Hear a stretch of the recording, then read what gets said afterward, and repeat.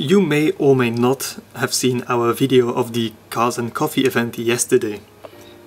And then you may or may not know that it caused quite a commotion. Well, not the event itself, but the way it ended. And I wanted to share my thoughts on the matter. On the day of the event, I was pretty excited, and I arrived in Kortrijk as one of the first participants. The organizer, Jonas, saw me coming, he jumped in the car and guided me to my parking place. Apparently, every single car who had entered had a specific spot to put his or her car, and all cars were grouped together with other cars of the same brand. Ferraris and Ferraris, Porsches and Porsches, and etc. And you can imagine that having 200 pre-registered and selected cars arriving over the span of a few hours and having to direct them each to their allocated spot spread over 3 parkings is a logistical nightmare.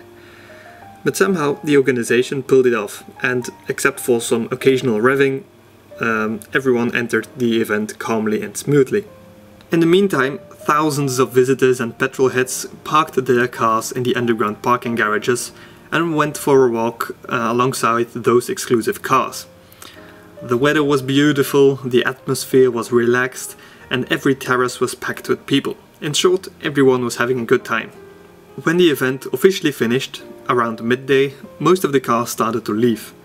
They did so by making a lot of noise. And there is nothing wrong with that. Hearing the engines roar of those spectacular cars is an amazing feeling only petrolheads can understand. However, when some people, who weren't even a part of the event, started doing burnouts in the middle of the crowded city streets, things got out of hand pretty quickly. Visitors and car spotters started lining up with their smartphones and cameras in their hands, which led to more people using the straight line to do burnouts. And sadly, those final moments of the event, those final 20-30 minutes, that's all the press is talking about. Literally, it's only that. Even so that the mayor of the city Kortrijk has said that the event is no longer welcome.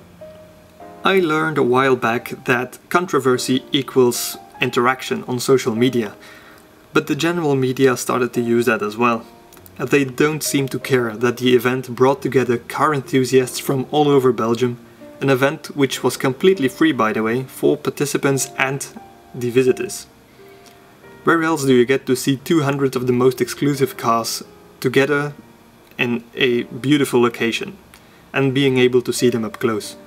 There's a reason a petition that asks to keep the event in Kortrijk has received almost 1,000 signatures in less than 24 hours after the event.